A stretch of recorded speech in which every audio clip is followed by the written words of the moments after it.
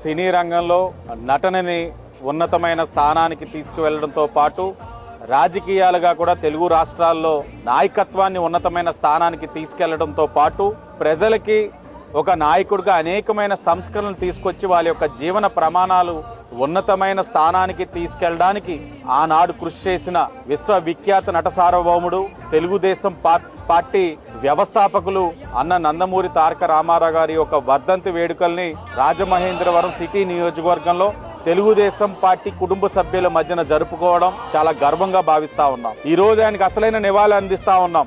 ఏదైతే ఉన్నతంగా ఏది చేసినా చెయ్యాలన్న ఆలోచనకు అనుగుణంగా తెలుగుదేశం పార్టీ జాతీయ ప్రధాన కార్యదర్శి నారా లోకేష్ గారు ఆయనకి ఉన్నతంగా నివాళులు అర్పించాలి. ఈ రోజు కోటి సభ్యత్వాలు దాటిన సందర్భంగా ఆయనకి ఘనమైన నివాళులు అర్పిస్తా ఉన్నాం. ఈరోజు తెలుగుదేశం పార్టీ నాయకులు కానీ కార్యకర్తలు కానీ ఇది ఒక చరిత్ర.